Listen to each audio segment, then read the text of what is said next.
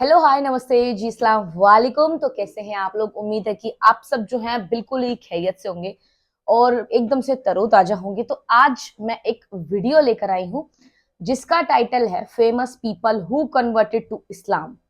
इसमें जो वीडियो में जो फेमस लोग दिखाए गए हैं, जो कन्वर्ट हुए मतलब जिन्होंने इस्लाम कबूल किया, उसमें एक चर्च के पादरी भी हैं और जो अभी केजीएफ मूवी आई थी उसमें एक जो विलन है वो भी है और भी बहुत सारे लोग हैं जिन्होंने इस्लाम कबूल किया एंड जिन्होंने अपने जिंदगी में इस्लाम कबूल करने के बाद बहुत सारी तब्दीलियां देखी, बहुत सारे बदलाव देखे कि कैसे कैसे उनकी जो जिंदगी है वो बीत रही है या फिर मतलब वो उसमें आने के बाद खुश हैं या फिर नहीं है।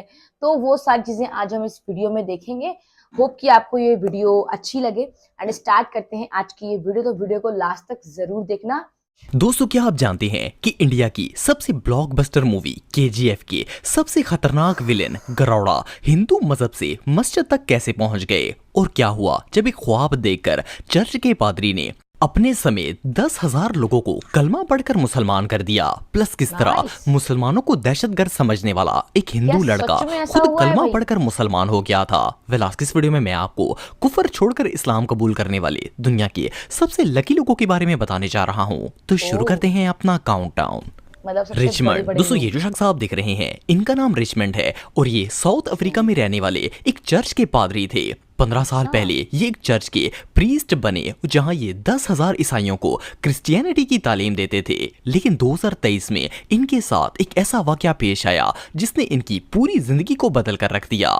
एक दिन ये अपने रूम में सो रहे थे कि इन्होंने ख्वाब में एक अजीब सी आवाज सुनी। इसमें इन्हें कहा जा रहा था कि अपने तमाम स्टूडेंट से कहें कि वो सफेद कपड़े पहन लें। जब इनकी आंख खुली तो इन्होंने सोचा कि सफेद कपड़े तो आम तौर पर मुसलमान ही पहना करते हैं, लेकिन इन्होंने कोई रिएक्शन नहीं दिया और इसे ख्वाब समझकर छोड़ दिया। लेकिन अगली रात इन्होंने फिर से वही ख्वाब देखा और यही अल्फाज सुने। हैरानगी की बात यह है कि तीसरे दिन इन्हें फिर से वही ख्वाब आया जिसमें इस आवाज में काफी ज्यादा गुस्सा भी लग रहा था, जैसे ये आवाज इन्हें ऐसा करने के लिए फोर्स कर रही है। जब ये ख्वाब से बेदार हुए तो इनके दिल पर एक अजीब सी कैफियत तारी हो गई। इन्होंने अपने सारे शागिर्दों को इकट्ठा कर लिया और इनसे कहा कि वो सब कल सफेद कपड़े पहनकर चर्च आएं। वेल, इस्लाम के बारे में इब्राहिम ने पहले सुन तो रखा था, लेकिन इस ख्वाब ने इनका दिल इस हद तक बदल दिया था कि जब सुबह इनके 10,000 शागिर्द सफेद कपड़े पहनकर इनके सामने हाल में खड़े हुए तो रिचमंड ने बेसाख्ता इन सब से कहा कि वो चाहते हैं कि इन समेत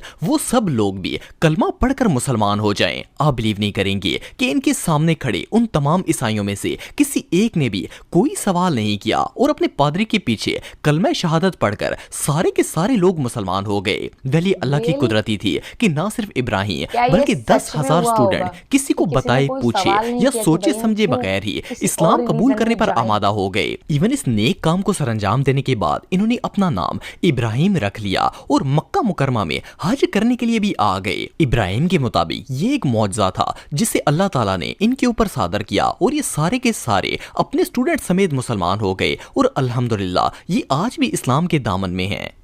अशहदु अशहदु अल्लाह ला इलाहा इल्लल्लाह। This friend of Siddiq say Assalamu alaikum. This is the truth. I've got to go. With or without, my people have got to go. I'm following Islam.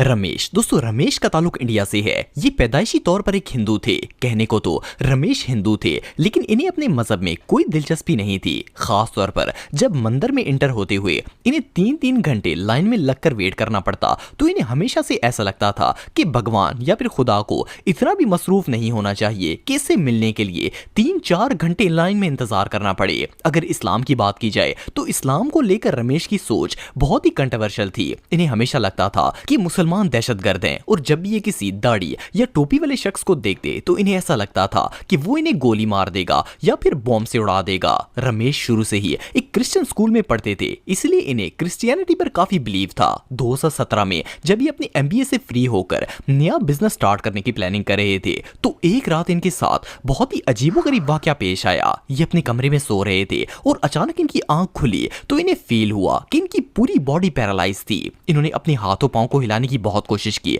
लेकिन कोई फायदा नहीं हुआ। इनकी जबान को छोड़कर पूरे जिस्म पर फालिज पड़ चुका था। ये इतना शदीद डर गए कि खौफ से अपनी खुदाओं को आवाज देना शुरू कर दी, लेकिन फिर भी इनकी बॉडी में कोई मूवमेंट नहीं आई। रमेश का कहना था कि इन्होंने सबसे पहले अपने भगवानों के नाम लिए और फिर जीसस क्राइस्ट को भी पुकार लिया, लेकिन कोई फायदा नहीं हुआ। फिर अचानक से इनके मुंह से अल्लाह अकबर के अल्फाज निकले। हालांकि रमेश को ना तो ये अल्फाज पहले आते थे और ना ही इनका मतलब पता था। इन्हें ऐसा फील हो रहा था जैसे इनकी जबान इन्हें ये बोलने पर मजबूर कर रही है और खुद ब खुद इनके मुंह से ये अल्फाज अदा हो रहे हैं। खैर, जैसे ही रमेश ने अल्लाह अकबर पढ़ा इनकी बॉडी बिल्कुल नॉर्मल कंडीशन में आ गई। इन्हें बिलीव ही नहीं हो रहा था कि ये दो अल्फाज हैं या फिर कोई जादू है। इन्होंने उसी वक्त गूगल पर अल्लाह अकबर का मतलब सर्च किया और पूरी रात अल्लाह और इस्लाम के बारे में पढ़ते रहे। जब सुबह ये उठे तो इनकी पूरी लाइफ बदल चुकी थी और ये कलमा पढ़कर उसी वक्त मुसलमान हो गए। बहरहाल जो भी हो, बेशक अल्लाह ताला जिसे चाहे हिदायत दे देता है। You will not believe, after 15 minutes of this, I was suffering for 15 minutes with this. Approximately 15 minutes, I was just calling out to these people. Nothing worked. And then you will not believe, my tongue said Allahu Akbar and my body completely released. Assalamu alaikum wa rahmatullahi wa barakatuh. Alhamdulillah, inshallah, the month of Ramadan is right on the corner. And I thought it is a very important reminder, first and foremost, for myself and for others, that Allah blessed us with this beautiful, beautiful month for our self-rectification. रामाचंद्रा Raju. दोस्तों, अगर आपने KGF movie देखी है तो आप इस film के सबसे खतरनाक विलन गरौड़ा को जानते होंगे। KGF में विलन का ये रोल रामाचंद्रा राजू नामी एक एक्टर ने प्ले किया था।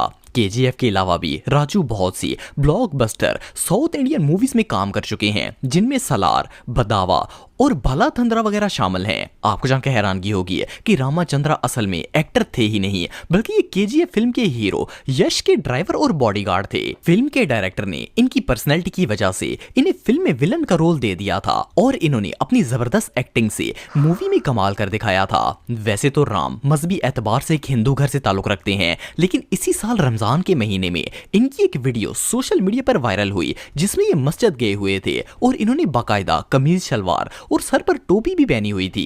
ये ना सिर्फ मस्जिद के इमाम और सारे मुसलमानों से मिल रहे थे, बल्कि मुसलमानों ने इनका बाकायदा इस्तकबाल करके इनके सर पर रुमाल भी बांध दिया। सोशल मीडिया के मुताबिक तो इन्होंने इस्लाम कबूल कर लिया है, लेकिन इन्होंने बाकायदा इस बात का कोई ऐलान वगैरह नहीं किया।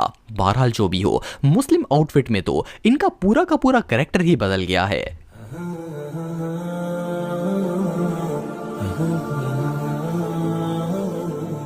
यूशा एवेंस। दोस्तों, यूशा का ताल्लुक साउथ कैरोलिना से है और मजहबी एतबार से ये क्रिश्चियन थे। यूशा की फैमिली बचपन से ही बहुत ही रिलीजियस थी और ये खुद भी माज़अल्लाह हजरत ईसा के खुदा होने पर यकीन रखते थे। जब ये 10 साल के हुए तो इन्होंने घर छोड़ दिया और एक चर्च ज्वाइन कर लिया। ये सारा दिन चर्च में रहते और पादरियों से ईसाइयत की तालीम लेते, लेकिन ईसाइयत के इतने नजदीक होने के बावजूद भी इन्हें कभी खुशी या सुकून महसूस नहीं हुआ था। फिर एक दिन इन्होंने बाइबल का गहराई से मुतालिया करना शुरू किया। यूशा का कहना था कि जैसे जैसे ये बाइबल पढ़ते गए इन्हें रियलाइज हुआ कि ये किताब खुदा ने नहीं लिखी बल्कि किसी इंसान ने लिखी है। इसमें इतनी आउट ऑफ सेंस बातें लिखी हुई थी कि वो बाइबल को जुटलाने पर मजबूर हो गए। एक जगह बाइबल कहती थी कि खुदा एक है और दूसरी जगह लिखा था कि हजरत ईसा खुदा हैं और रूहुल कदूस तीनों ही खुदा हैं। इस चीज ने यूशा को इतना डिस्टर्ब किया कि इन्होंने बाइबल पढ़ना ही छोड़ दी। The Bible does not teach the Trinity. Jesus did not teach the Trinity. And the Bible is not an inerrant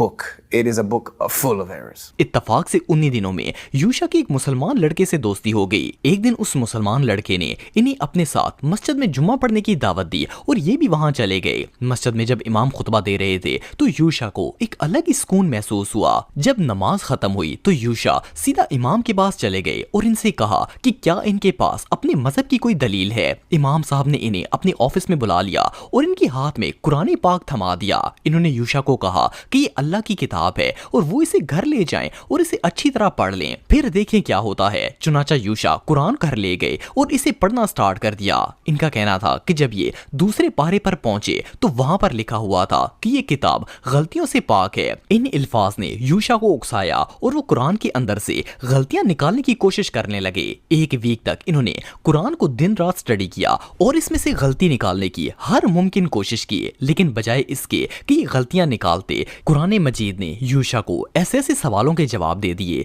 जो इन्होंने जिंदगी भर सोचे भी नहीं थे। खैर, कुरान मजीद से गलतियां निकालते निकालते इन्होंने कुरान मजीद को ही सामने रखकर कलमा पढ़ लिया। अगले फ्राइडे जब यूशा दोबारा मस्जिद गए तो वो इस बार एक तो उम्मीद है कि आप लोगों को जो ये वीडियो है वो अच्छी लगी होगी।